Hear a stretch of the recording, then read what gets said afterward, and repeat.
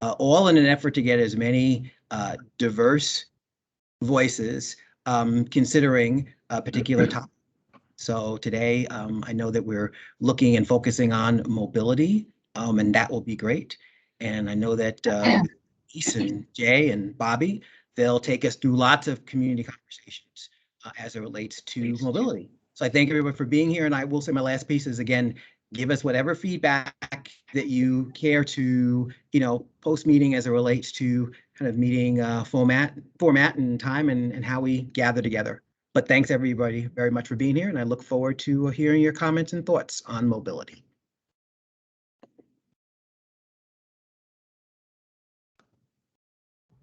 And so with that, my name is Travis Pendleton. I'm part of the consultant team. We're going to go through just some early things for the meeting. I hope you can see this okay. We are going to be using a tool that we've used in other meetings, which is Mentimeter, to capture your comments. It's going to allow you to vote on things that you think is important. It'll also allow you to type your comments if you want to do that. Now, the way that you can get there is you can see at the top of the screen, it says menti.com. You can go there with your smartphone. I know that most of you probably have your smartphone very close to you right now. You can type menti.com and enter the code that will remain at the top of the screen the entire presentation. Please do that. Don't Google Mentimeter or something like that, because you won't go to the right spot. I'll do that, and pretty soon I'll have a QR code up that will allow you to just scan for a little bit if you want to do that. You can also check the chat. I put the link, the hyperlink to Mentimeter for this presentation in there, and so you can click that as well. If you do that, it will open up a new window. You can see the slides, but it'll open up a new window and you can comment as appropriate. Here's the QR code. Give you about 10 seconds or so to whip out your phone if you want to do that and scan that. Again, you're also welcome to just type menti.com in a new browser window or click the hyperlink that is in the chat. It'll just allow us to get our notes together faster and share them with you after the meeting. We've been in a lot of Microsoft Teams meetings. I think you all know how this works. All of your menu buttons and options are at the top. You can click on the little people to see who's in here. You can click on the chat, which is the little thought bubble next to that here. That'll tell you who's there. You can turn your video off and on. You can mute. Also, if you are uncomfortable using Mentimeter, you don't have a device that can do that today, it's okay. Just use your voice. And I think Morgan or maybe Kyle, who's going to be here for the duration of the meeting, you all can click the link that's in the chat. And if we hear some verbal comments, we can add those to the Mentimeter at the right time. So if you all could do that, that would be great. That would help those who are not able to use the software today. Here's our agenda. I'll give this to Bobby. So yeah, today's meeting, we're probably going to skip the recap of the previous meeting because we do have a ton of stuff to cover.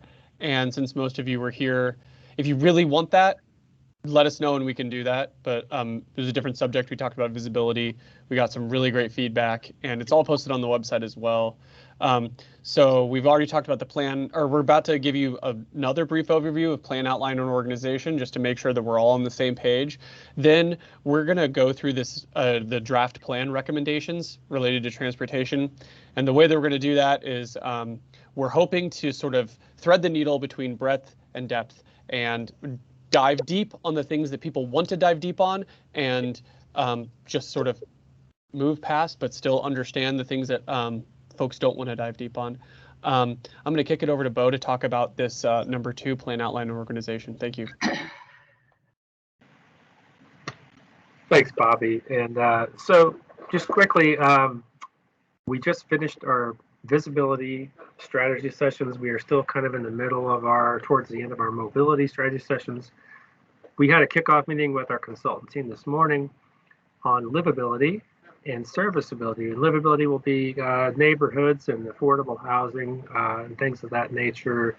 Touches on a lot of our goals and a lot of our objectives, most of them, in fact, I would say. And then serviceability will be about priorities related to infrastructure and growth and how we grow, and sustainability and our natural systems and environmental issues and environmental health and things related to that. So we anticipate those two processes to kick off in December and go into 2022. So more on that as we develop. So our plan organization, early on, we went over the vision and values with you all. We established our 13 goals. So right now we're in the middle of populating our objectives with recommendations. So all of our recommendations live in that objectives box at the bottom. And that's what we're in the process of working with you all. Today we're going to talk about transportation recommendations, for example. Next slide. So these are our sampling of our 13 goals here. These are the first 6 you can see. I won't go through those in any detail, but those guide kind of the overall framework of the plan. They tell us what we need to do to achieve that vision that we established early on. And we have 13 of those in all. Next slide, we have around 50 objectives. We're going to try to narrow that down to a more manageable 30 or 40 if we can find places to consolidate. And I think that's it for me. Next slide. Yeah. So so sorry. Go ahead. Okay. What you're going to hear from us today is we're going to talk. This plan is driven by public engagement. So we're going to talk to you about what we've been hearing, and then we're going to give you a little bit about what we're proposing for draft recommendations. What we need from you is we need to understand what's missing, what might need clarity, or a little bit more, round out the picture of something. We're always trying to keep our eyes open for more equity concerns and how we can address them appropriately. And then we're, also looking for suggestions for implementation. So the creativity of this group is really, really key. So before we get to that, though, I wanted to let Jay Aber talk a little bit about conceptually where we're at transportation-wise and give you a little bit of background, because sometimes if you jump into some of the recommendations without explaining what we've been hearing and what we've seen from a planning perspective for about the last 25 years, it might seem a little bit just out of context, and we just want to make sure that everyone understands, where our heads are at, and that we're coming at this from a sort of a very well-rounded view. So I'm going to kick this over to Jay, and he's going to go through some stuff for the next probably, we're aiming for like 6 minutes so that we can keep going into the conversation, but the conversation won't be as good if we don't let Jay talk right now. Trust me. I thought I had 8 minutes, Bobby. Now I'm already down to 6 minutes. You're down to 3 now. You just. Uh-oh. All right. Well, I'm Jay Aber. This is my first time at the Empowerment Committee. I'm sure I saw some of the strategy sessions. I'm a transportation planner with WSB, helping the city out with this.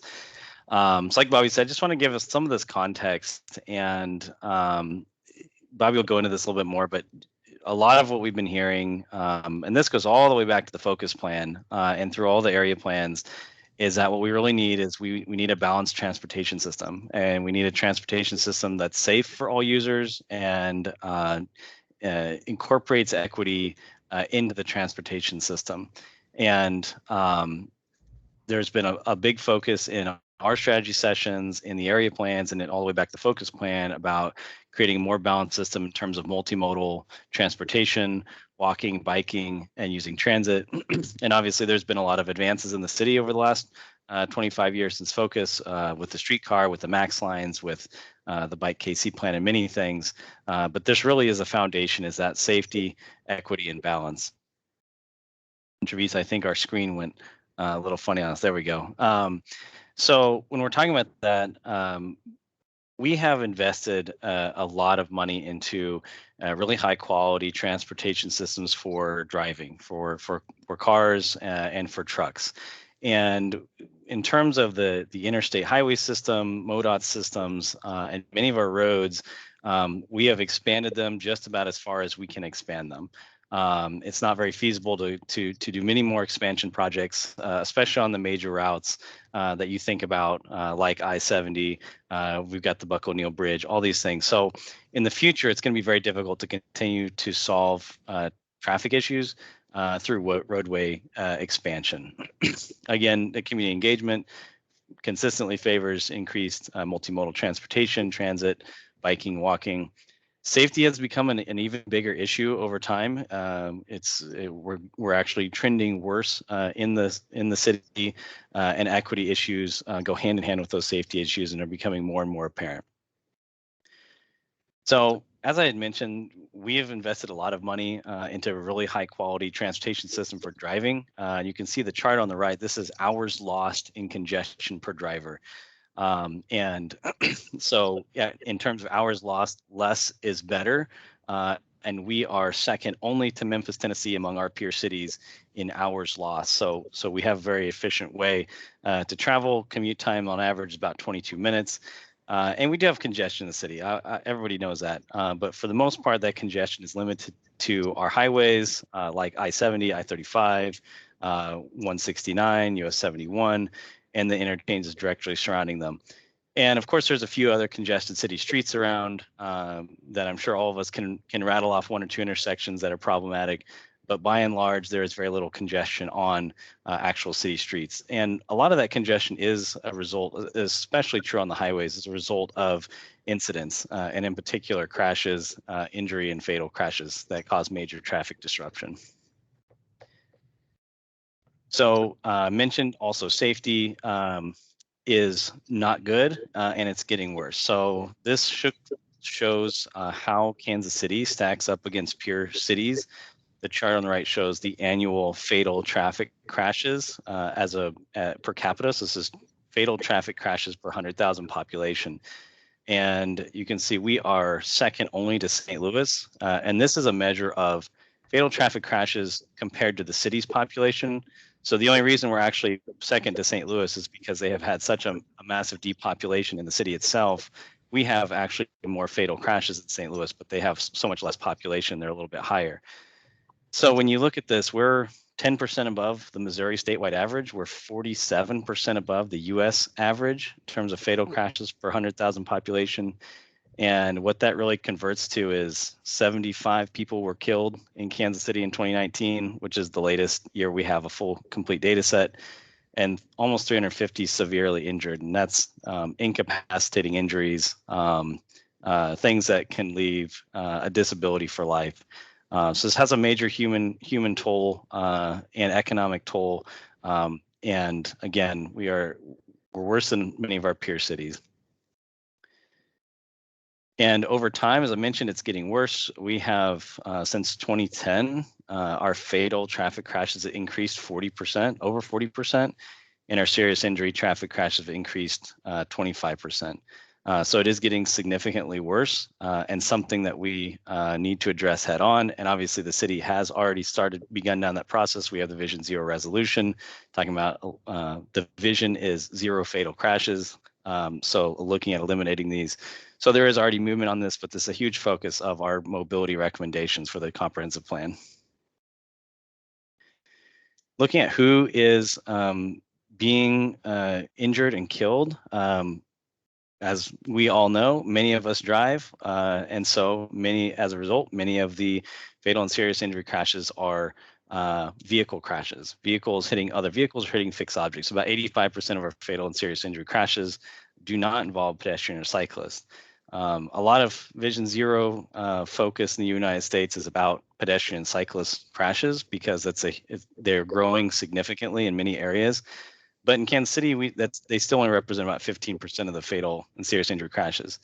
The thing, though, to pay attention here is that when you look at the actual mode share of how many people are biking and walking, it's only about a little over 2% of Kansas Cityans are walking or biking. So if 15% of the fatal and serious injury crashes are cyclists and pedestrians, then that's a really huge overrepresentation among that user group. So really what it tells us is that we need to focus on safety for everyone. We need to make it safer for drivers. We need to make it safer for people walking. We need to make it safer for people biking. And then I mentioned the equity issues. Again, this is a slide that many of you may have seen through our strategy sessions. This is two different metrics related to equity. On the left map is life expectancy. On the right is fatal crash rates. by zip code, and we can see a very strong indication of areas on the east side of the core downtown area where we know we have high populations in poverty, high populations of people without access to automobiles, and high minority populations. And there is significantly lower life expectancy over there and significantly higher rates of fatal traffic crashes. And this is something that's seen across the board, across the United States, in areas where there are higher rates of minorities and people in poverty living. We see high rates of fatal traffic crashes. So it is an issue. It's growing and it's impacting our vulnerable communities the most. One more metric just to show, again, something we showed in the past, the strategy sessions. This relates to our users. We've talked about how the focus plan, the area plans, many of our planning documents and efforts in the past have pointed to the fact that we want a system that is more multimodal, easier to walk and bike and use transit. But in the past 10 years or so, we have essentially moved the needle not very much. The same people, essentially the same number of people are walking and biking, fewer people are using public transit.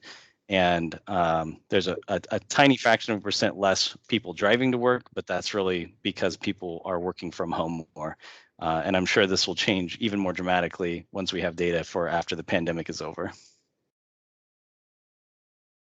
And then finally, just to kind of illustrate this, is that idea of balance. We need to make sure that transportation works good for freight, for cars, but also for pedestrians, cyclists, people using transit.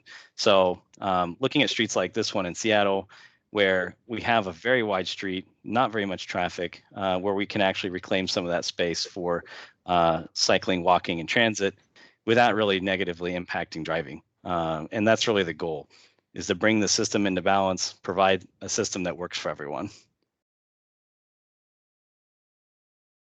And I think Bobby had. Yeah, thanks, Jay. I really appreciate it. And sorry, Bobby Baker, to answer your question, yes, senior citizens are part of the what many consider to be the vulnerable users of the transportation system. And age correlation data is right there with everything else. Thank you. Absolutely. So we wanted to share with you. Just for clarification, that's not seasoned. I mean, senior, that's seasoned. Just saying.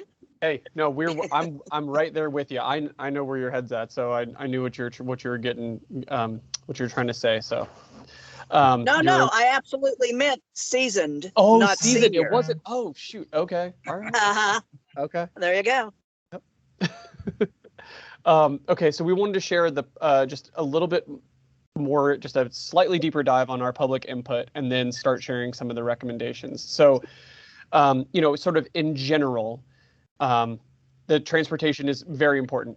Kansas Cityans think about this a lot. It constantly ranks as one of the highest priorities in every engagement that we do. And, transportation is a very intersectional discipline. So we're hearing about this in visibility, livability, serviceability, not just the mobility section. People talk about it all the time. Again, all the way back to Focus, which had some incredibly good transit biking and walking recommendations. It's still really popular. People still really want it. But at the same time, people want to be able to maintain the ability to travel safely by car, which we thoroughly believe we can do both. Equity is also really huge. People recognize these inequities. They're right in front. You don't need a serious data analysis to notice what's right in front of your face. And then what we've been hearing a lot in our most recent strategy sessions is folks want us to deliver on our promises. They want planning to come into action. And so we've got a set of recommendations about that. Next slide, please.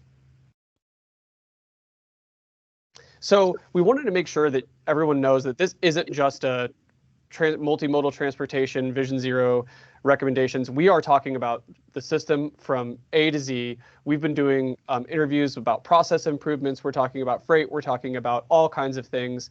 And so just wanted to get up front that, we have some of these, what I personally call like sort of the less attractive, kind of boring, but important stuff. But I just want to make sure that everyone knows that these recommendations are out there in addition to this other stuff. So we have done a lot of discussion and thinking about improving the efficiency of maintenance and operations in our transportation system. So we're talking about changing the asset management structure to improve road and sidewalk and surfaces while also reducing construction costs. You know, we talked to staff and have learned a lot about, you know, potential recommendations that we could put forward that could make a lot of just sort of the implementation side a lot easier for folks.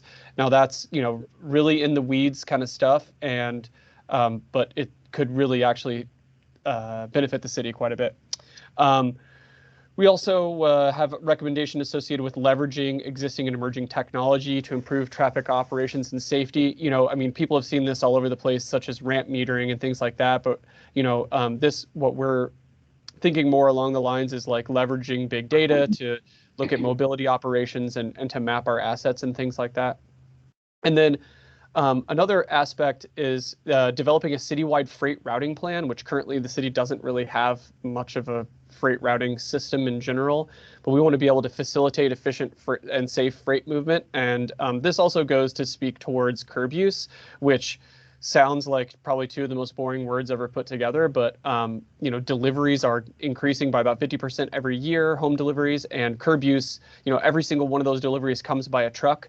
And so being able to have a city infrastructure that allows those deliveries to be made safely and efficiently and not wind up just bogging everything down, that's something we're going to have to address soon, or it's going to become a big problem. So we're putting forward recommendations about these things as well.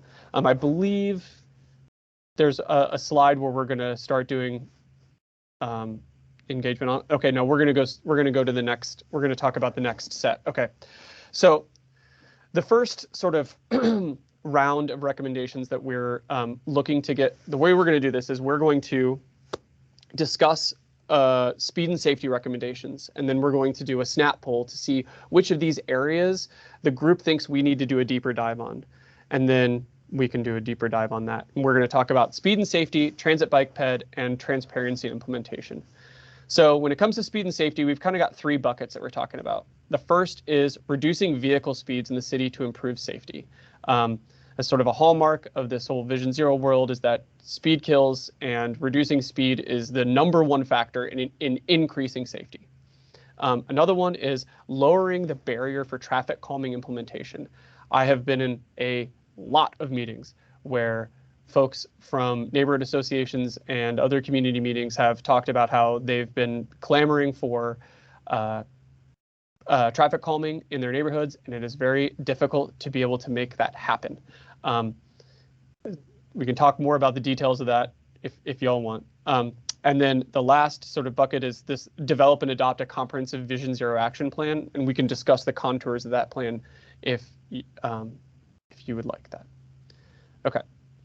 Then when it comes to transit bike ped, we got kind of two big buckets. So improving mobility, access, and safety of transit, walking, and biking. Now, the way this looks is pushing even harder to get a Complete Streets design manual. This is something that's actually called for by the Complete Streets Ordinance and is about a couple years overdue. Another one is establish and monitor goals for transit, biking, and walking. So some of those goals, you know, we can talk about what they might be. We're talking about potential, you know, numbers of miles of infrastructure built per year. We can talk about level of service. We can talk about all other different kinds of things, how those numbers might affect the numbers of other modes as well. So as one goes up, another one goes down potentially. And then a third one that we've been hearing a lot is designating pedestrian priority zones and a pedestrian network of streets. So this is a throwback. This one's been talked about for a long time. And so, and I'm guessing somewhere there's wiggle that we can get 290 off of that so that I don't have to go back to a board again. Okie doke. And then the other bucket in transit bike and ped is improved transit service and supportive infrastructure and development. Now we're talking about dedicating sufficient funding to fully implement the Smart Moves plan, which has come up several times. So it's come up so often in our strategy sessions that I could not put it into this. Requiring TOD implementation along all BRT and streetcar lines, which we kind of already have a template for that, but just expanding it essentially to a certain degree. Developing station area plans with first mile, last mile, walking and biking infrastructure at all BRT and streetcar stops. And then it got cut off down here, but essentially it's working with our neighboring cities to facilitate regional transit, and in particular, seriously thinking about commuter rail. That's come up enough to where we're obligated to bring it up for discussion. And then the third, transparency and implementation. So we're going to go back over these and get your thoughts and figure out which of these areas we're going to deep dive on. So developing a citywide transportation action plan. So this is key performance indicators that we establish and we track. We're talking about increased oversight and transparency in project selection, and then incorporating all of our existing plans into this action plan. This is something that would be about a 10-year time horizon, and it would establish, a project list that would then feed into, an implementation schedule. The second part of this is dedicating transportation funding according to city goals and areas of need to address equity and safety issues. So doing a much more goal-based, plan-based project selection process, and developing the project prioritization criteria related to equity, safety, and mobility. And then establish goals for transit access and service levels, the reach of the bike network, the pedestrian safety accommodations, and then dedicating the transportation funding accordingly. And then lastly is talking about parking maximums for new developments. This is something that Jay can speak more deeply on, but it's something that is a policy that has gained a lot of traction in other cities that we compare ourselves to, and we think might actually work well here. So we're going to get into the, yeah, Travis, could we get to those polls? Okay, so we're going to now, if you're on your Mentimeter, we're going to talk about which of the efficiency and freight recommendations might need more discussion. So it's a 0 to 5 scale. 0 is, I'm cool with this, we don't need much more discussion. 5 is, we're going to need to talk about this. We're going to need to have a sit down and a heart-to-heart about improving the efficiency and maintenance and operations. And some of that might be a good thing. You might have a great idea. So, and you want to share that. That's awesome. Wanting to talk about something should not be associated as a negative. Okay. And then, it all goes back to the 3 big questions that we're trying to get from y'all. What's missing, what needs clarity, and what are some of the equity concerns? And then the other one is develop a citywide freight and routing plan to facilitate efficient and safe freight movement. Okay, so please start voting. We'd love to get you going as quickly as possible so we can know exactly where to put our efforts.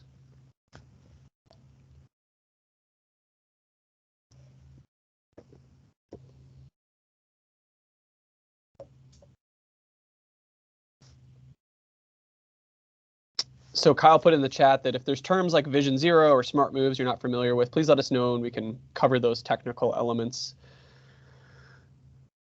Okay, can someone let me know when we've got all the, I'm not seeing the back end of the Mentimeter, so I don't know. Well, you can, Bobby, look at the bottom of the screen, the bottom 6. right. Brilliant. There's 6. Awesome. I can't see everything right now because I'm sharing my screen and stuff. So, Yeah. Okay. check and see how many people there are versus, Rock and roll. staff people.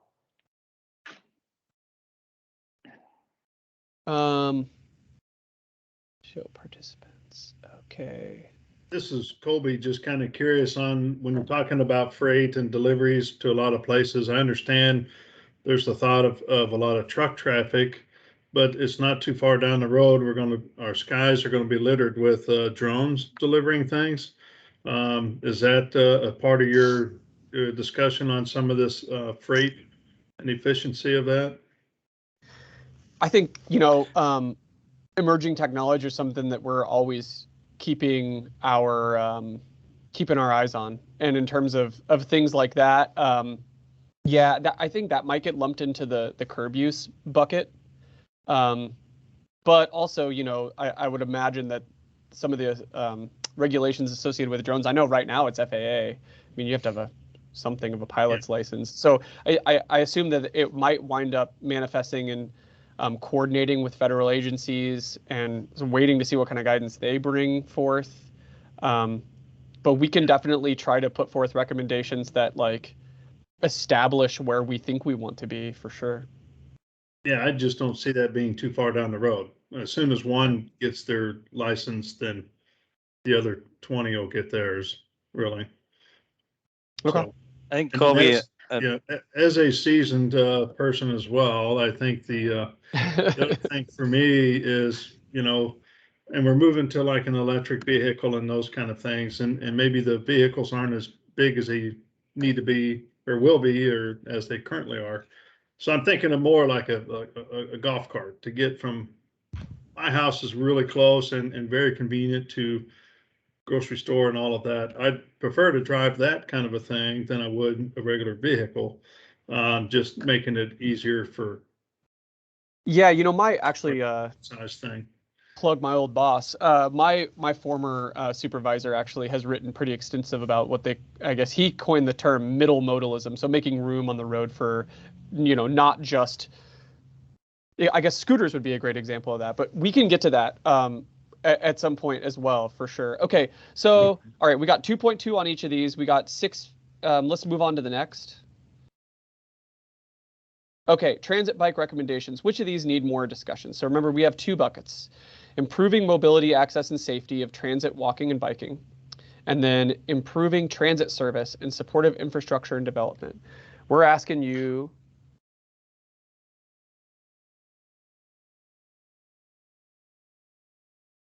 when you think about these issues, are we or do we need to have a bigger discussion about what's missing, what needs clarity? What are some of the equity concerns, or do you have suggestions for implementation?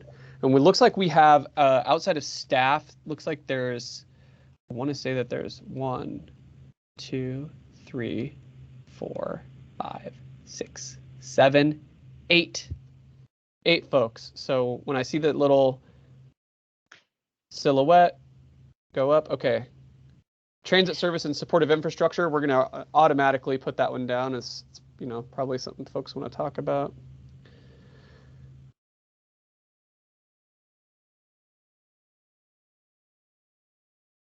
Looks like there are just 3 more to weigh in here.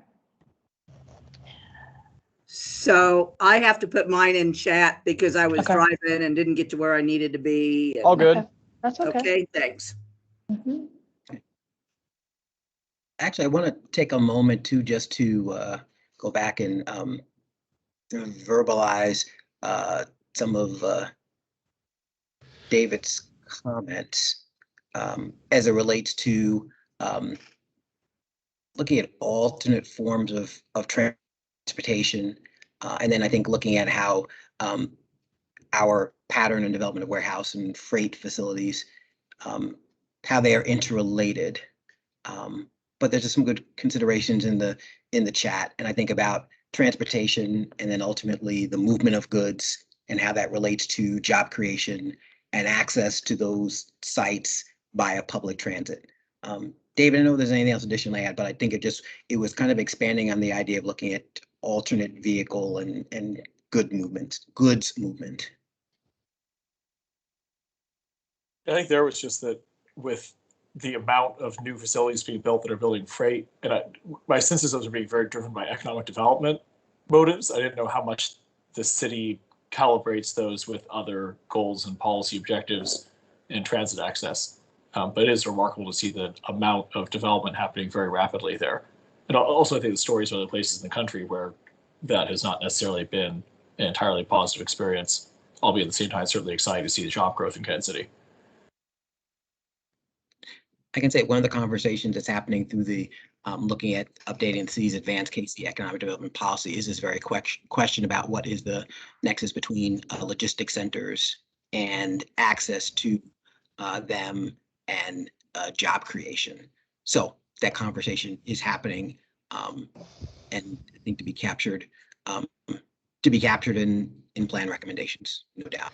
Yeah, and it's a it's kind of a sticky one, right? Because a lot of those logistics centers are huge, and which means that they need to be sort of on the outskirts of town, which kind of throws a wrench in some of the transit coverage versus frequency goals.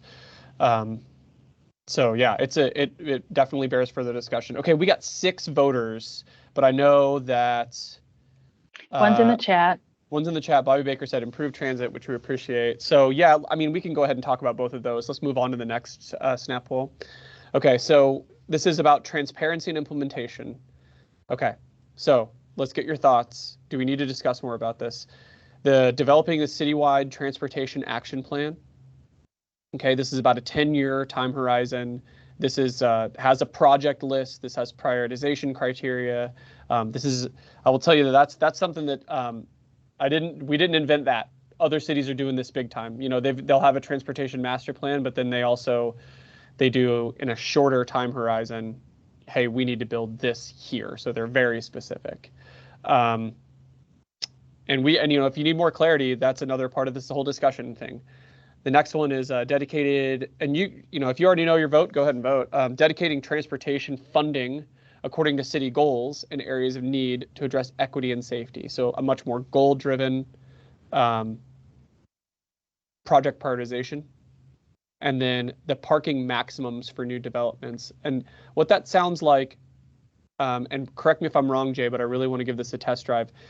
The way that we have typically done parking requirements is through the building types get run through this manual called the ITE parking manual, and that tells you how many parking spaces you need per square foot for a convenience store. It tells you how many parking spaces you need per seat in a movie theater. Originally, those were established as maximums. However, they have been interpreted as minimums, and the idea is to actually go back and use them in the way that they're intended and use them as maximums. Yeah, that's exactly right. But a lot of the parking requirements have been set kind of on the, I guess you'd say, the worst case scenario or the highest parking demand of the year. You know, so like retail shops, the sort of shopping season, the day before Christmas, or a few days before Christmas, those kinds of things primarily became a parking requirement, and in most places those were interpreted as parking minimums. So if a business didn't feel they needed that much parking, they really were still required to do it. Those can be converted, which a lot of communities have converted those directly to parking maximums. Or there can be different things. You can have a different parking minimum. They could be lowered. The minimum could be lowered. There could be a maximum in place. It's different from what's the current parking minimum. There's different things you could do with that. But that is essentially how a lot of the parking requirements were created and became de facto or de jure parking minimums when actually that was more of a sort of worst case scenario. So it's looking right now that the Citywide Transportation Action Plan folks want to get a bit more information on or speak about. The goals-based transportation funding is popular, and at least for now, unless someone really, really wants to talk about the parking maximums, we don't need to dive any deeper on it. And we got 7 voters. So Bobby, we had more voters on transit bike ped and then this one. So do you want to start there, or do you want to go to the speed and safety, which was sort of at the midpoint in terms of needing to discuss more? Might as well, let's start with the safety stuff. Because I guess that's, yeah, okay, so we're right, yeah, all right. Yeah. This is Vicky. Can I ask a question? Sure. Are we doing these deeper dive conversations today or later? Yeah, right now, yeah. Then I want to put maximum parking things back on the list. Okay. Okay. I voted 1 because I think it's a terrible idea, so I want to talk. Oh, so sorry. No, this isn't necessarily what your thought is, good or bad. It's just how bad do you want to talk about it? Okay, I want to talk about it. Okay, we're moving it up. All right, so you want to do any voting here? Yeah, sure. So the speed and safety recommendations. For some reason, in my brain, I thought we had already done it. Okay, so this is the last one, and then we're going to start the deeper dives. Okay, so we're talking about reducing vehicle speeds in the city to improve safety, lowering the barrier for traffic calming implementation, and then develop and adopt comprehensive Vision Zero action plan. So just as a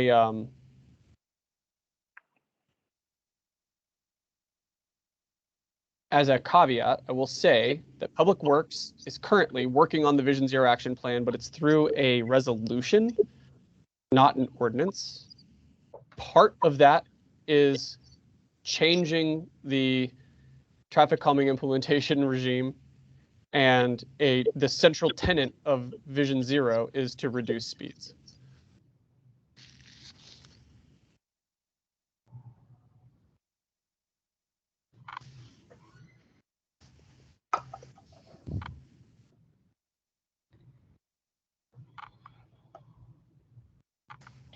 Looks like just one more person needs to vote.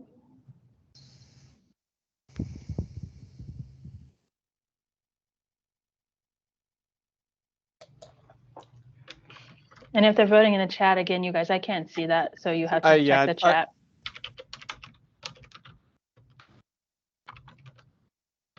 I'm paying attention to that, Travis. Thanks. Mhm.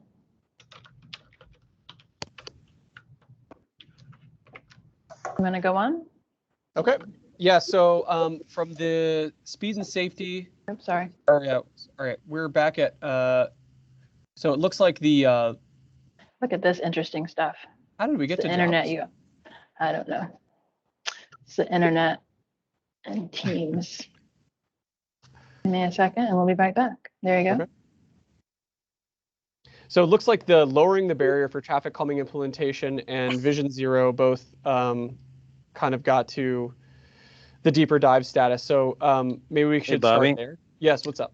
Vicky had a question about Vision Zero being only about the speed as a sorry. mechanism. Yeah, and so Vicky, Vision Zero is not only about speed. It's typically sort of flips the idea of how transportation safety is achieved, and it sees speed as the main factor involved in unsafe situations, but it achieves that through just like engineering streets to be safer. So I guess to paraphrase, they see that all traffic crashes are preventable, that it's not impossible to achieve a completely safe transportation system where no one dies.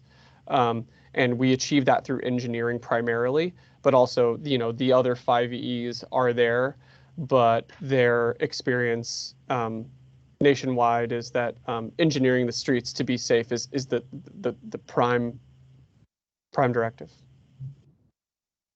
Yeah, a lot of it has to do with a safe systems approach where we're strengthening all parts of the system and building in redundancy to the safety systems. And a lot of it is we know how to make roads safer, but we need to do the data analysis to know where we need to apply the countermeasures, where the areas of greatest need are, where we can make the most impact with our countermeasures. So it's a whole framework of data analysis, project prioritization, countermeasure selection, and like Bobby said, speed is a big factor because we know that speed is a primary determining factor in whether people live or die in car crashes.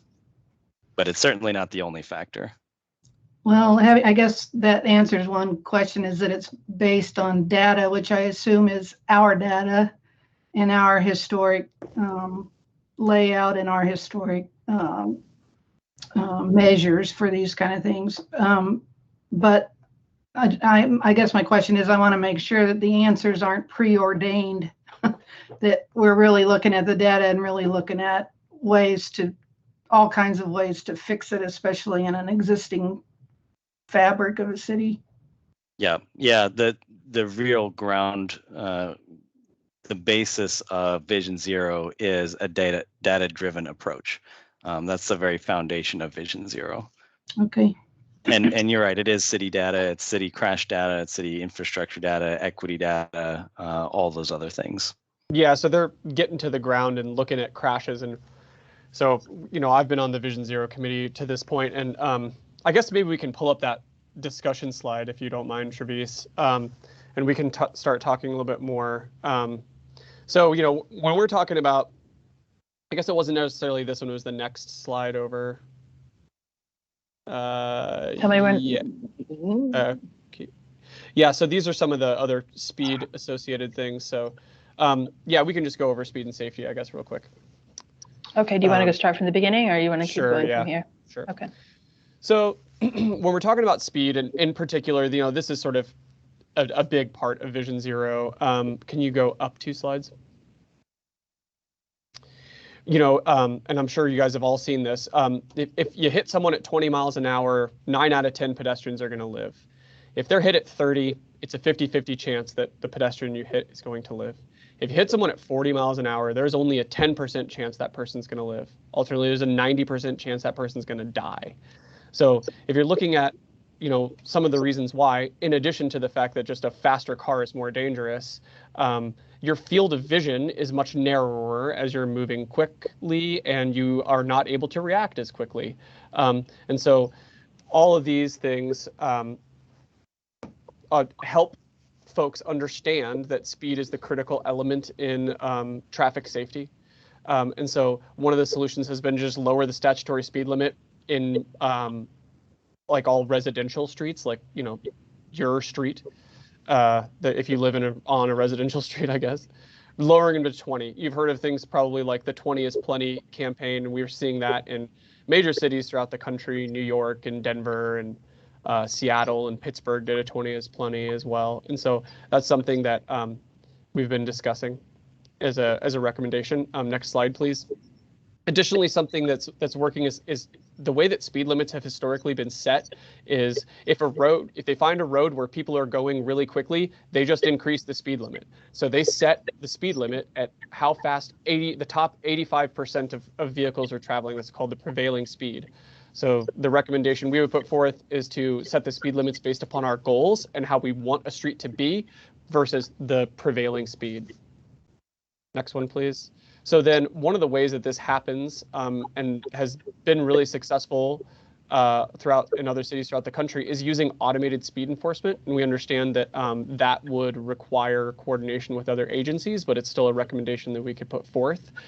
So this would look like, you know, if you've seen one of those signs, I'm just thinking of the one that goes through KU Med that tells you how fast you're going. Well, if you're going too fast, you get a ticket. So essentially, that's the way the automated speed enforcement would work. And then,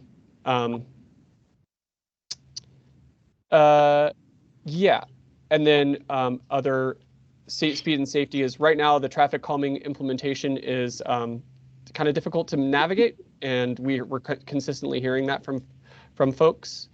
And so we would like to, you know, make recommendations to make a guide so that traffic calming implementation is simpler and doesn't require costly traffic studies, and also, you know, call for a dedicated funding source. And then adopt the Vision Zero action plan. Okay, so Bobby, I I guess want get to into the deeper acknowledge dive discussion slide. Yeah, I want to acknowledge a comment from Kobe about the roadway design. And yes, yeah, we have roadway design speeds and then roadway posted speeds and then statutory speeds, and they're not always the same thing. And I think the comment's well taken that we do design roads based on certain speeds in terms of how the curves are laid out both horizontally and vertically to provide the sight distance measurements and other things. And those are related, but somewhat different from how people actually drive on the roads. People drive, you know, according to the speed limit, but also according to those different cues of speeds, the width of the road, the tree canopy, presence of people walking, biking, a whole lot of different things like that. So that's where, you know, not just changing the speed limit, but also thinking about traffic calming, thinking about the character of the roadways we have. All those things are really important and interrelated.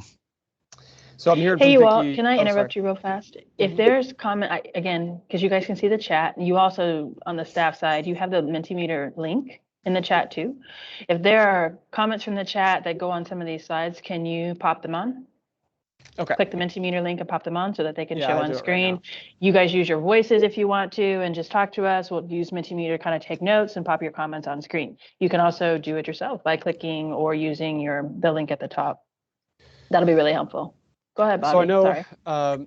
thank you, Kobe and Vicky noted that roundabouts are not terribly popular, and as well as medians. It seems to me that most of the times I've seen roundabouts, it's been on state DOT roads. But yeah, they are not popular. They're also not very well done in the United States as well, which I think is an issue. But we're just so used to sitting in traffic that the roundabouts don't become very popular.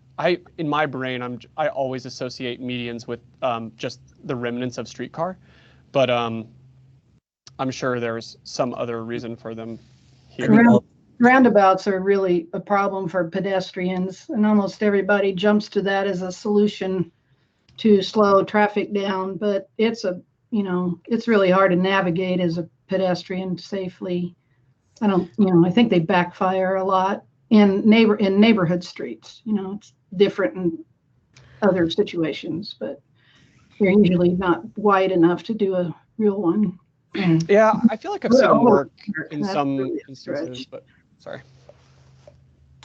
And so actually, if I take a moment to take a look at Vicky's comment, and I think what our plan needs to do, this conversation is really helping me see this, that I think we always need to be careful when we move from Vision Zero. And I think for those folks in the transportation world and realm, that's pretty understood what that is, what it entails, some of the principles, and then pivoting that directly to a recommendation within a local community's comprehensive plan. And I'm thinking just even emphasize, it was mentioned the 5 E's of Vision Zero, which for those folks, and I will fully admit, I got 3 out of 5 at the top of my head and had to go back and remember. Engineering we've talked about, enforcement we've talked about, encouraging and education. Yeah, no, I had my 5. I was building for Drama Point.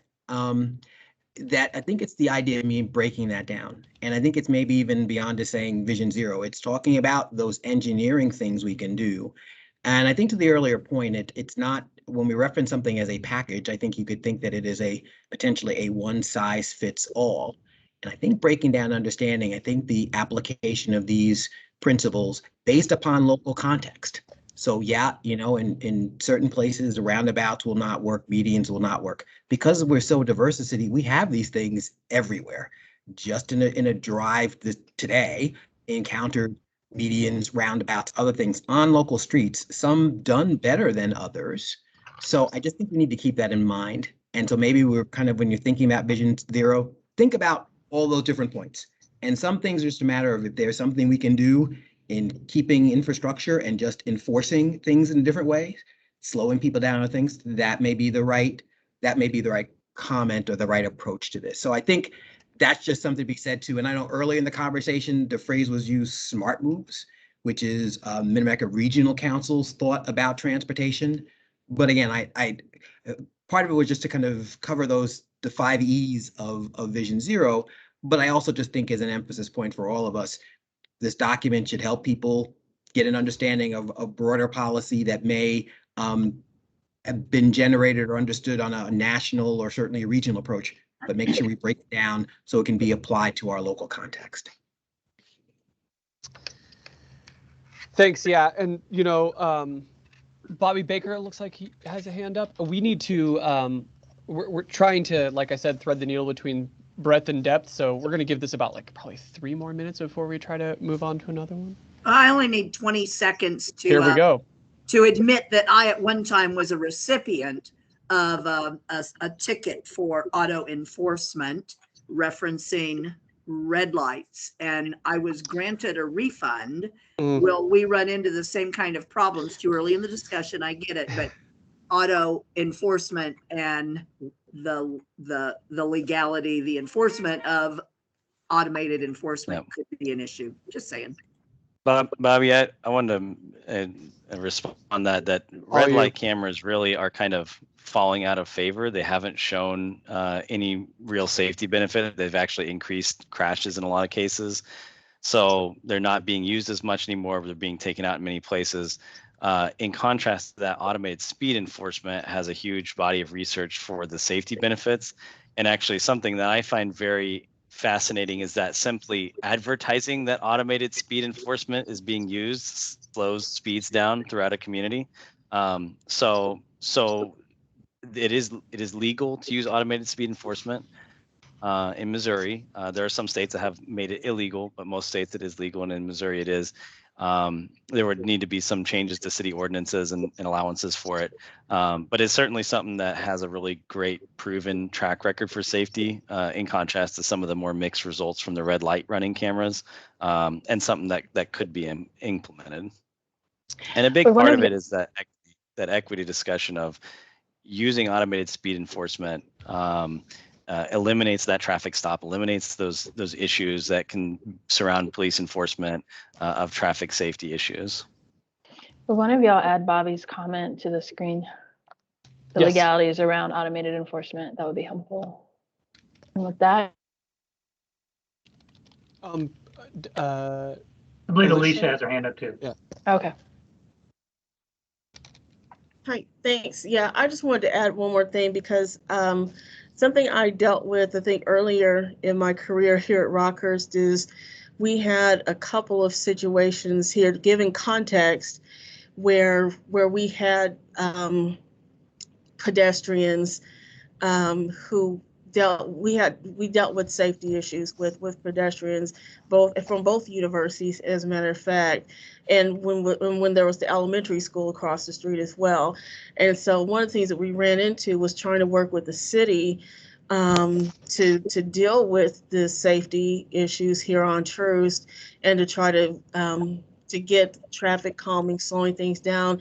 And it felt as if we ran into roadblocks when we were dealing with that. And it wasn't just us, it was also our neighborhood was running into that too. So when we were having that holistic conversation, so I would say if there's any way to eliminate any kind of barriers to that conversation when the different neighborhoods, because it's going to be different. Like right now, we're in an institutional area, but in other areas of the city, if they come, to the city with these kind of issues, if there's a way to make it easier conversation for folks to have, and they know that they have a significant safety issue, whatever that red tape is, to kind of like peel that stuff away. So that's all I have to say about that. Yeah, just to give you an answer. Oh, sorry. I'm sorry, Alicia. I am going to maybe ask you to kind of break that down a little bit, because Sure. again, I'm looking at these comments to bring them into how do we capture those in a comprehensive plan.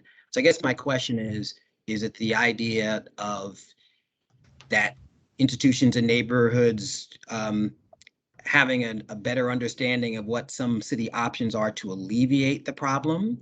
Is it that the city needs to be better positioned to provide data for a greater understand, develop the problem? So I guess I'm just looking for some ways in which to articulate that concern and move it over into a step that we can capture in the plan to make sure that we have a roadmap for truly engaging the situation and having ourselves best positioned to come up with improvements to alleviate the concern. That's a great question, because looking back on that, I think some of it did come back to, I think some of that came back to, some of it started off with, who do we talk to? How do we get it done? And then it was, once we, were in conversation, it started to turn into, well, we can't do it because it'll cost $25,000, and then who's gonna foot the $25,000 bill to put down, basically to restripe the road so that there's better, the better printing for the pedestrian crosswalk. Yeah. So it was that kind. It ended up being that, and then who's going to do the traffic study and that it really came down to those kinds of things. When I felt like it really could have been something much more. I think it could have been a much easier conversation than that. Because I look at how it was then and how things are now. It's just like our conversations now, like this situation now, where it's like what we talk through, like this is how we do things. This is how we work through this, or these are the kinds of things that we could work on together to make it to these are things that we could work on together to create traffic calming. Yeah, precisely, Alicia. You know, that's something, unfortunately, I've heard almost not word for word, but the exact sentiment a lot in strategy session meetings for the Playbook and in public meetings associated with just work that I've been doing with the Vision Zero task force. And so I hear exactly what you're saying, and the recommendation that we're putting forth that is sort of summarized as facilitating the traffic calming process is so what we say is like lowering the barrier for traffic calming implementation, right? So, taking for face value that you understand that this is an unsafe road and listening in that regard, and then having a palette of options to be able to choose from to suit your need and your context, because this is all, as context driven as it possibly could be. And then third, a dedicated source of funding. So when someone comes up and says, hey, there's a school right here and these kids need to get across the street to this park, we have the ability to actually do something about it. And we've got a mechanism in place to implement traffic calming the way that the general public understands that it comes out. So what you're saying is, I think, perfectly in line with the level of recommendation that we're looking to put forward. Okay. Yeah, I wanted to share that. Thanks for asking that question. I appreciate that. So I think you captured it. I got you. Yes. All right. Cool. Okay. So we have about a half hour left, and we've got 2 more buckets. I think 3. So let's try to do 10 minute deep dive on each one, and we'll let's try to use the chat as prodigiously as we possibly can in order to get the most out of this. Still, however, some stuff, if you really do need that clarity, we can keep talking. So I think, forgive me, the next was associated, I think, with transit bike and ped. It was one of the two. I think it was the improved transit service and supportive infrastructure and development. I think so. Let's keep. Okay. So yeah, essentially we can just run through these policies real quick. So, the Complete Street Design Manual is actually something that is required by the Complete Streets Ordinance that was passed by the City Council, but is an unfulfilled aspect of that ordinance. And so it is a comprehensive and context. So, just putting forth another recommendation to say, hey, do the thing we said we're going to do. Another one is establish and monitor goals for transit, walking, and biking. In some level, how those goals can be. Let's hear it from you guys. But at some point, that's mode share. That's the reach of the network. Right now the city manager has a goal of building 30 miles of protected bike lanes over the next, I think, year and a half. Let's talk about potential transit frequencies. Do we have a high frequency transit network? Are we supporting that? Are we getting as much transit mode share as we possibly can, or judging the number of rides? Actively supporting KCATA and being an expansive transit agency. Next one, please. And we hear this one a bunch, pedestrian only or ped friendly zones and a pedestrian priority network of streets. Just understanding that some places are meant for people to get around safely on foot and not have to really worry that much, right? I mean, you see these areas do well in some places, do poorly in other places, but folks seem to think that it would do well here and they want it. So wait a minute. Public transit should be the highest priority for support. I agree with you, Ms. Notice. Okay, next one, require TOD, that's transit-oriented development, implementation along all BRT and streetcar lines. So, at the kind of,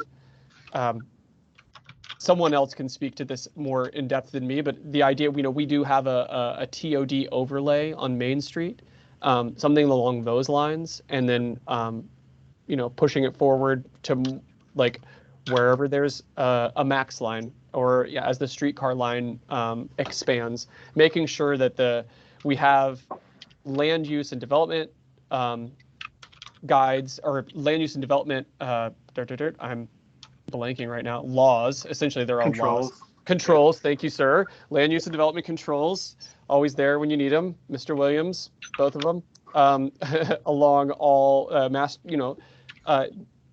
lines where we want a lot of mass transit, right? We got these BRT and streetcar lines. Let's make sure that the development around them supports that.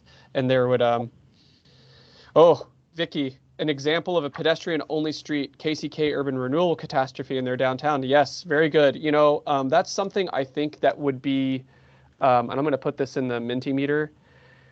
So this is a bit of an example of sort of, I guess, and you know as well as anybody, I don't know if this particular plan is going to get that detailed. I wish it did, because that would actually be really fun to think about and exciting, but I don't know if it's going to. But if we want a deeper dive on that particular conversation topic, we can. Yeah, and you know, like tons of different things, it's only as good as the implementation, right? And we do have pedestrian zones identified, and Focus identifies those. We have several area plans that identify those, and it's not necessarily a pedestrian-only street within those areas. It's just we're saying those are where we want our highest level of service for pedestrians to exist, and so that may be something we refine at an area plan level, but it's certainly something at a high level we can identify generally where those places are. Yes.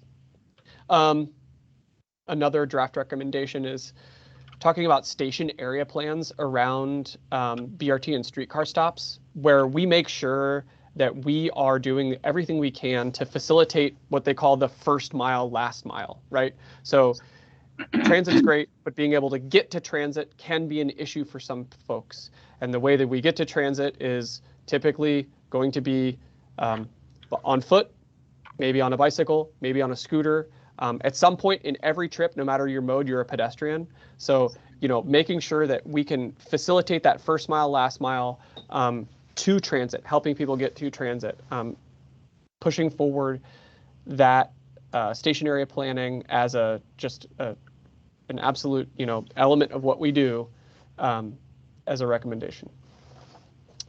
And then seriously considering commuter rail in addition to some sort of regime of pushing for regional transit service. So Kansas City is like the epitome of a region, right? We have almost a 50-50, what they call inflow-outflow split. We have as many people leaving Kansas City, Missouri to go to work as we do coming into Kansas City, Missouri to go to work. And that could be from the east or the west, the north or the south, exiting and entering. So we have a lot of people coming in and out of the city to be able to get to work. So being able to provide, if your commute mode, how people get to work is typically seen as like one of the most basic metrics of transportation and how the various modes are operated and how popular they are. And so since we are such a regional place, we need to provide regional options for people to get to work outside of the automobile. As we mentioned earlier, there's, highway congestion can be an issue in Kansas City. Lord knows I've sat through it. And I'm sure everyone else here has too. So I guess at this point, talking about these transit bike ped recommendations, we can kick it off. Is there anything that you all heard that tells you that maybe we're missing some elements that you haven't put in the chat already? Are there some equity things that we need to be thinking about? Are there some implementation items that are coming to your mind? That's the kind of feedback that we're looking to, because as Jeff mentioned, we need to get these into the comprehensive plan as, draft recommendations, more fully developed, and your feedback helps us do that. And so you can use your voices too. We will just take notes on what you're saying and put that into the Mentimeter so that everyone can see it on screen. And we'll keep grabbing your comments from the chat and putting them on screen too. Travis, I just want to add, this is Vicki. I just want to add that I think we don't have nearly enough emphasis on public transit And that it's way more important in this city because we're so sprawled out and because we're so segregated, that's more important than I think any of these other things. And it's always gotten the least amount of support. You know, we don't get much money from the state. The metro stuff has put pressure on it for, you know, resources to go to other places. And I just think Kansas City, Missouri's need for public transit and you know, a way for it to be used better. It needs to be worked out with ATA and other people who, you know what some of the problems have been in the past. And, you know, with a streetcar's not going to be the answer for that. But, you know, the underlying transit routes are really, really important here. And I think they need to be emphasized in this plan. I will say that every bit of engagement that we've done backs up exactly what you said. So we need to say emphasize the underlying transit routes, and we've got that. Yeah, or all transit, but especially the underlying routes. Mm-hmm. Can you all add that detail to the comments there? Yeah. Yeah, and so one of the things that I'm always curious about is like, right, transit's done by the authority. In the past, I think this yields more discussion is like, how best can the city support ATA? Like what can we do to be able to make you know, a frequent, reliable network that gets people where they want to be, when they want to be there, that's easy enough to that you don't have to use a schedule. I mean, you go to any city with real transit, you don't look at a schedule. People don't use a schedule in New York City. People probably, you don't use a schedule for the L. New York's, you know, like how do we get to the point where our transit is that good? And I think that that's going to be the thing that attracts people is when the transit is good. Well, we're not going to get to anything as dense as New York's system, but it isn't. I mean, Kansas City does fund most of ATA now. The board's made up of people from around the region, which never made any sense to me. But Kansas City pays most of the freight. And then there have been times at the city where the manager's taken the 0.5-cent sales tax for transit and used it for other stuff. And ATA just said, oh, okay. You know, nobody's fought for transit very hard in the last 20 years in Kansas City. And I think we really need to. They get beat up a lot and they don't have all the resources to solve it. But we should be strategizing together with them and helping in any way we can. It's so just maybe more actively strategizing, Vicki? Yes. Okay. I will say that as you know, I've been in this role for about 2 years, and one of the most consistent things I've heard the entire time I've worked here is that transit is universally loved and is very popular. So I think that the time is right. We do. So we've got east-west public transit on the screen too to improve connectivity, and I think that pairs pretty well with the comment to the left, which is talking about going through areas where there aren't any riders and where are those areas, thinking about that, and then also transit to the airport to help passengers and workers. Is there anything else? Travis, I'm sorry, can I just go back and maybe tie a thread back to our conversation about visibility and equity and the idea about east-west connection was very important there. And I think that's stated to having a high quality of well-designed buildings, especially along east-west corridors to emphasize the equitable nature in which we want to see the city grow and develop. So I think it's interesting in this conversation that looking at east and west in transportation also helps play to that equity factor as well.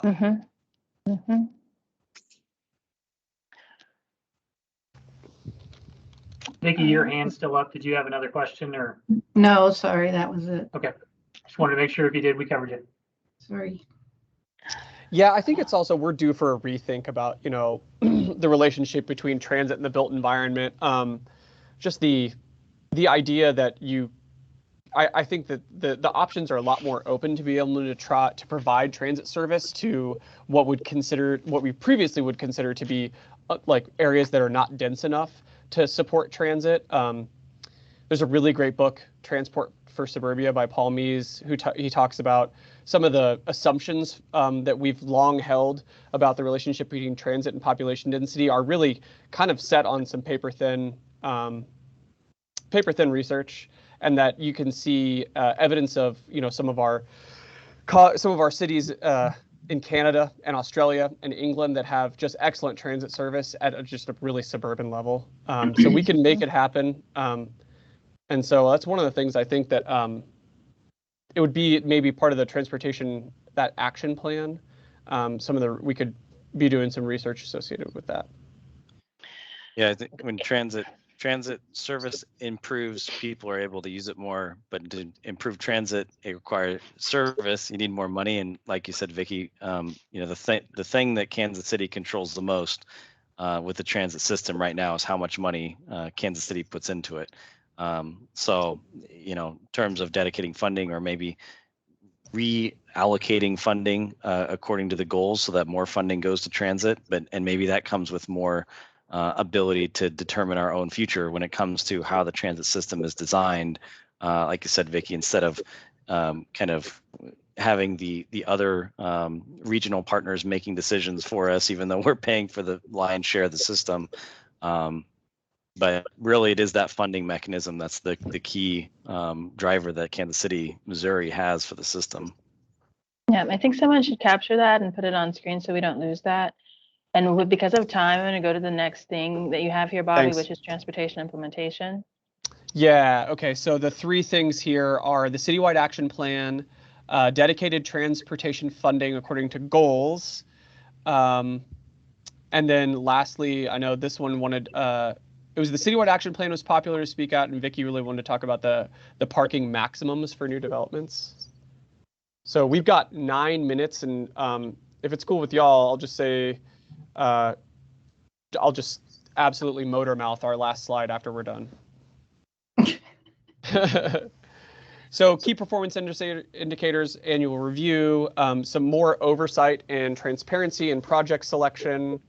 We're hearing this a lot. Folks there's a sentiment that could best be described as planning fatigue, that we're getting a pretty strong sense of in our engagement efforts. And folks want to see just projects going forward. They've been asked enough questions. They're ready to move. So I guess facilitating implementation is really popular. A lot of it was adopt and update existing plans, like the walkability plan, bike major streets plan, the trails plan. These things are popular. Just want to see them go forward, and incorporate those project recommendations into the capital improvements plan. And then establishing parking maximums for new developments. At some level, I think for that one, for instance, Portland, Oregon, it got rid of they have no parking minimums at all. They didn't see an unparked development for something like 10 or 12 years. The sort of common line you hear associated with this is let the bank decide. Don't make the city be the reason why there's too much parking for something. I've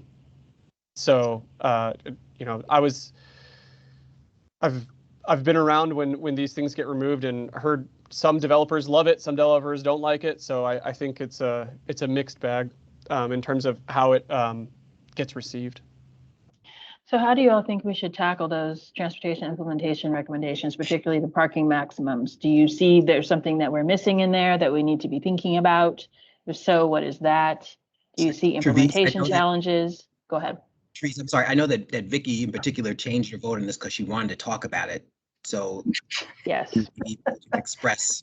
Well, I know where the sentiment's coming from, but in a practical sense, where a city's all built up already with 350,000 people in it, I think there's places where we could make that work and possibly introduce some places, possibly downtown, et cetera. But when we use it along the corridor or in Westport or the Plaza or wherever, it's usually a bad negative impact on the neighborhoods around it. Nobody drives less. They just park other places.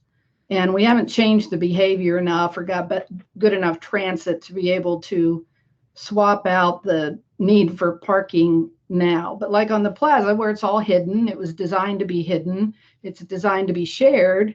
That's one issue. It still causes problems if you don't have enough. and downtown is, this was discussed as a way to get rid of empty parking lot, with no development on it that we had for 50 years. But I think in other places, like where we're putting new apartments, we're putting new condos in existing neighborhoods, I think we have to really be careful about how that impacts the existing neighborhood. And that people, and I know it impacts developers. I mean, we've been on all sides of that issue, for a long time, but it may depend on the context you're working in, but I don't think we can get away with a citywide maximum policy in our code or the zoning ordinance or any place else. I think if we do it anywhere, it probably ought to be kind of a trial thing and maybe where it could possibly make the most sense and the least damage. So can we put on screen implementation doesn't necessarily end up the way that you think it's going to be. There can be negative impacts to neighborhoods. Unintended. And we shouldn't be looking at it as unintended consequences or impacts to neighborhoods. And we shouldn't look at it on a citywide level, but it should be more context sensitive. Yeah. Could I ask the group, is it a factor about who pays for the parking? If someone through utilizing private capital, non-city support provides and pays for parking fully, does that factor into versus the city supplementing or providing project financing to accommodate the parking? Does that factor into anybody's consideration about parking maximums?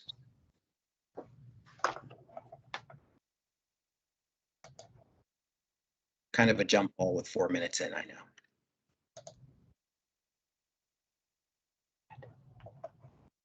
Is who pays for it a consideration in your minds when we think about parking maximums?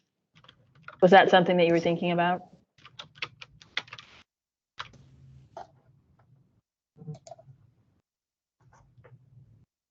I see several people typing, but yeah, don't know if it's about this or. Jeff, just as staff, I would say this is something that we probably should put as a consideration. If not during the development process, at least through incentive evaluations. Sure. Well, I think quite frankly, it's already there with incentive evaluation, I think. Yep. But just understand how that might translate over into more of the land use design, right. Traffic study portions of recommendations coming out of the update out of Casey Spirit Playbook.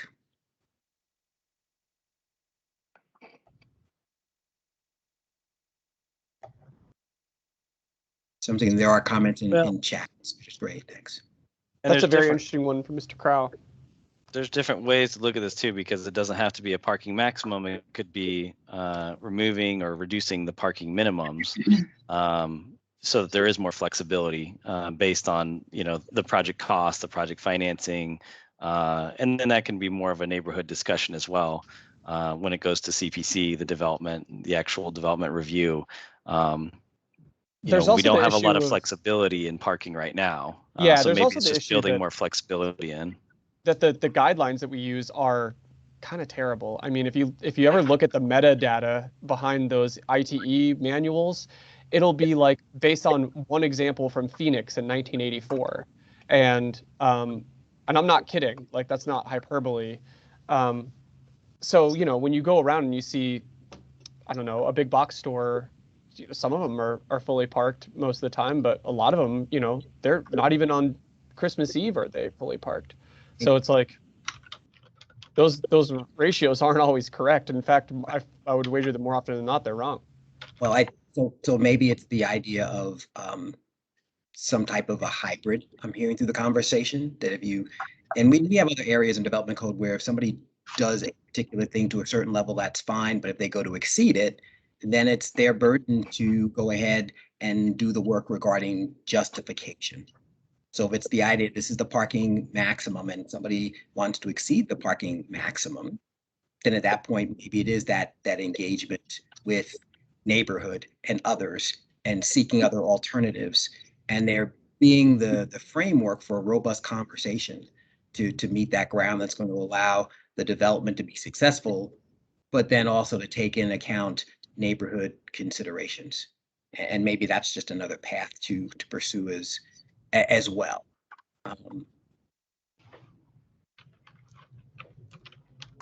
We are nearing the end Oh, of our 4:59. time. If there are elements we want to make sure we cover, now's your opportunity. Otherwise, we can talk about next steps. So we'll give everybody a few moments if there's anything else.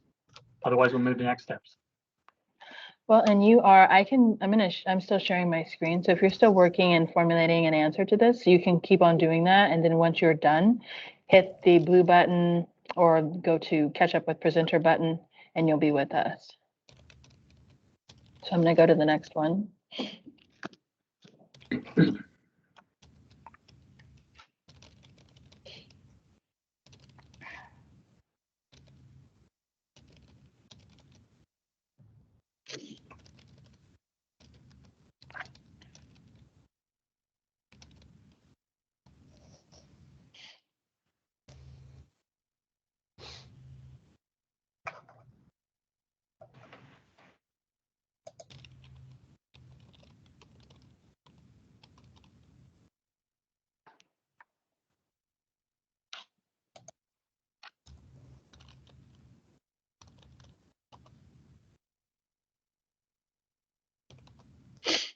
Vicky, can you explain the better traffic studies? Like what are your thoughts? Expanding them out to a greater area to include additional intersections or just access in and out from certain places? I'm kind of curious.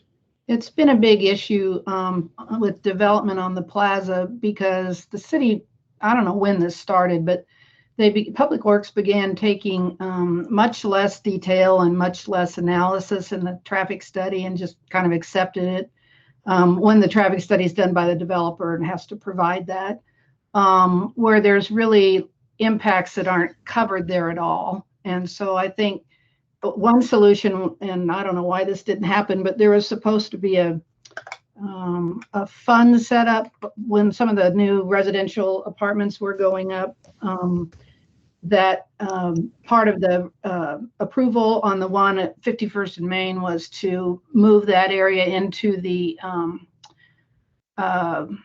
zone. Jeff will have to help me remember, where you have an area that's defined, but money is contributed into that from developers to use where it's needed for transportation. Arterial Street Impact Fee, Vicky? Yeah, thank you. And so that didn't actually happen. It was in the ordinance, but nobody followed it through, I guess. But there are ways that I think what's important is that we keep doing it project by project. Downtown, on the plaza, Westport's the same way, where they're all individually, they're just talking about their own building. They're not looking at all the impacts on all the streets and all the traffic flow and all the measurements of where people are going and where they're coming from, et cetera. So it just gets worse. Nobody's looking at the overall pattern. And Jeff and Bo, Kyle know we've been trying to figure out a way to do that because apparently it costs $1 million to be able to get the city's traffic engineering to be able to do something like that. But in the meantime, I think we should require more of the developers to look at more issues when they submit a traffic study. Yeah, I'll say that I think Seattle has done their basically trip generation studies associated with new development. They've totally changed their regime there, and they do like, oh gosh, I cannot remember exactly the phrase that they use, but it's something more in line with what y'all are saying. And I think it's kind of interesting. We talk about context all the time and how important context is for so many things we do, whether it's just specifically to Kansas City or neighborhood by neighborhood, but we don't actually know. And I think this is important for our context, is how different land uses actually generate different amounts of trips when and to where. And I think if we had a recommendation put forth that would allow us to have a better sense of that and maintain it and understand it and use that for development review, I think that could go a really long way as well in understanding those impacts. I think we do have that, but it's not really quantified.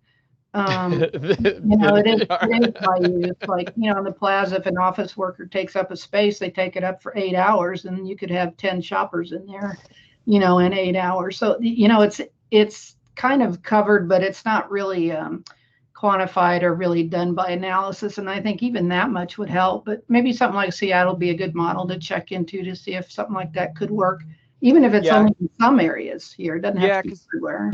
You get that like last person in the door issue where it's like, oh, you know, the 10 developments before you were fine, but no, you produce too much traffic. Exactly. It's why you can't get anything stopped if you think. And so, yeah, if you had just a better of understanding of what the capacity of your roads were, and then, you know, each new development going forward is only allowed a certain amount of that capacity before they have to do something else.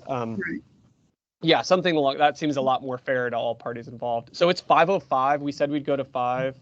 So I just want to honor everyone's time and also thank everyone who participated today. I know a couple of people have already jumped off.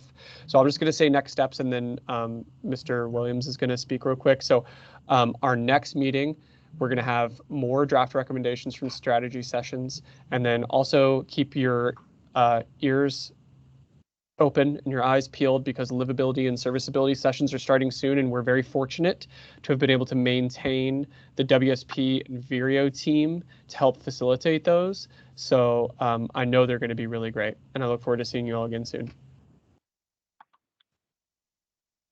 Thanks, everyone. Bobby, thanks very much. Sorry.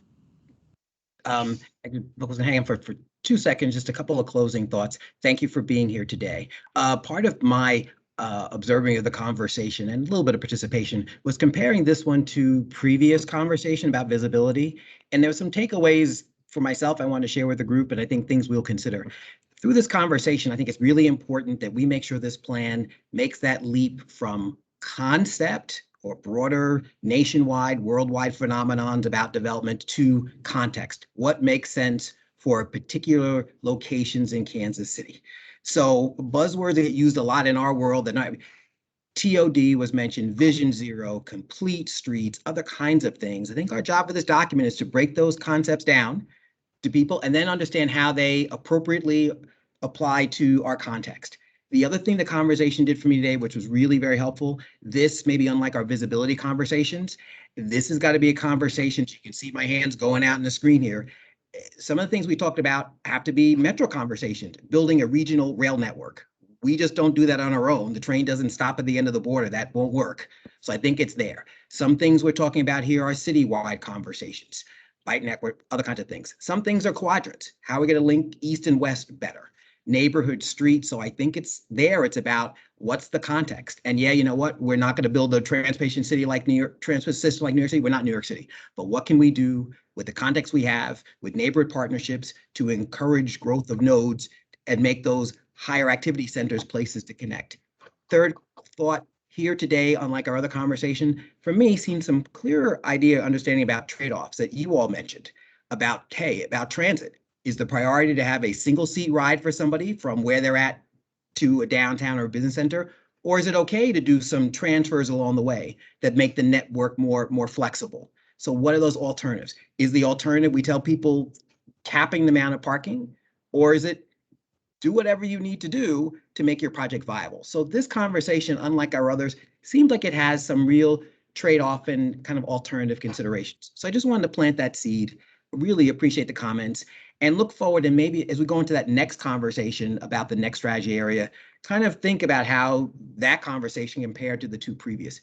I know that's helping me be able to work with the team to craft a more robust and responsive document. So just want to thank you all for the great comments. Appreciate it. Thanks, everyone. Thank you. Awesome. Thank you. Thank you all. Thanks. Thanks, everyone. Thank you. Bye-bye. Appreciate it. Thanks, guys. Nice job. Bye.